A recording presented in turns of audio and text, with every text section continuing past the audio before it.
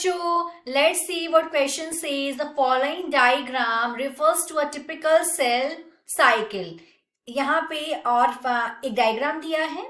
Identify the parts marked as X, Y and Z. हमें बताना है एक्स क्या फेज रिप्रेजेंट कर रहा है सेल साइकिल का, वाई क्या कर रहा है और जेड क्या कर रहा है. Here are 4 option, that is A, B, C and D. हमें बताना है इन सारे फेज के बारे में. ओके तो ये जो डायग्राम है ये एक सेल साइकिल रिप्रेजेंट कर रहा है. तो सबसे पहले सेल साइकिल की स्टार्टिंग कहां से हुई? यहां से हुई जी नॉट फेज से. जी नॉट फेज को क्या बोलते हैं? जो जी नॉट फेज है,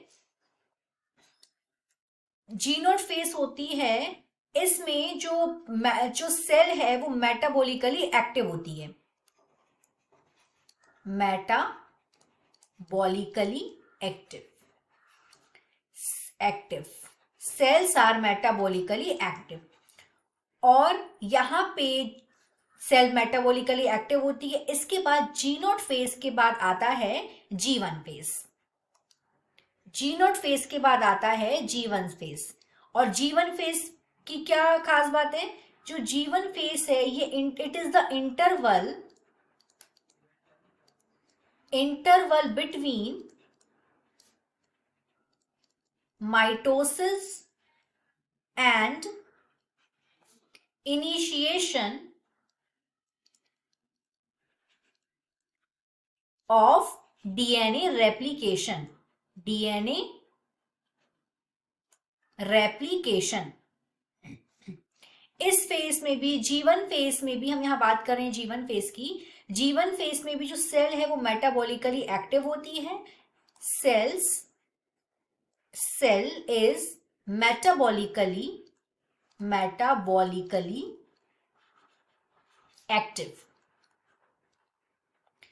इस G1 फेज में क्या होता है? जो most of the cell organelles हैं उनका डुप्लीकेशन होता है.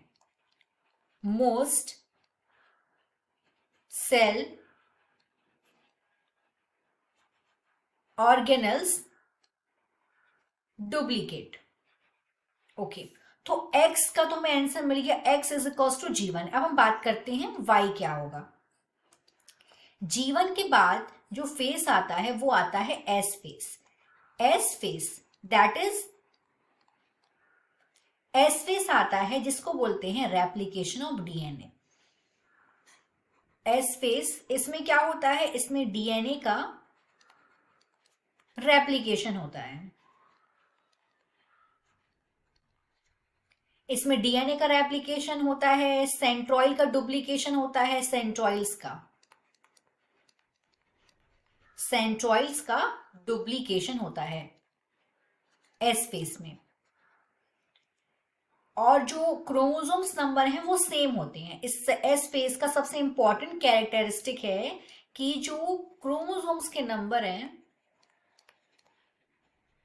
क्रोमोसोम्स नंबर ये सेम होते हैं, लेकिन जो डीएनए कंटेंट है, डीएनए कंटेंट ये डबल हो जाते हैं, क्योंकि एस फेस में डीएनए का रेप्लिकेशन हो रहा है. तो वाई किसको रिप्रेजेंट करता है? वाई रिप्रेजेंट करता है एस फेस को. एस के बाद यहां बात हो रही है जेड की. जेड किसको रिप्रेजेंट कर रहा है? जेड रिप्रेजेंट कर रहा है यहाँ पे G2 फेज को. अब G2 फेज की क्या खास बात होती है, क्या खास कैरेक्टर्स हैं G2 फेज के? इस फेज में जो सेल है वो कंटिन्यू ग्रो होती रहती है, सेल ग्रोथ होती रहती है. और इसमें क्या होता है? इस फेज में प्रोटीन का फॉर्मेशन होता है. प्रोटीन फॉर्मेशन किसके लिए प्रोटीन का फॉर्मेशन होता है? For mitosis.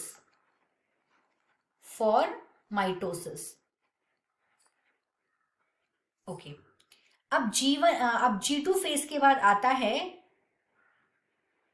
M phase. ये पूरा का पूरा जो फेज है इसको एम फेज में ही एक्चुअल सेल का डिवीजन होता है. एक्चुअल सेल डिवीजन, इस फेज में ही सेल का एक्चुअल डिवीजन होता है. तो ये जो पूरा का पूरा ये फेस है ये किसको रिप्रेजेंट करता है? ये फेस हो गया G0, ये हो गया G1, ये हो गया S, ये हो गया G2 फेज। अब हम अपने आंसर्स को देखते हैं, तो हमारा जो ए है यहाँ पे ये राइट आंसर है। यहाँ पे x is equals to G1 दिया है, y is equals to S दिया है और z is equals to G2 दिया है। I hope you understood this question. Thank you.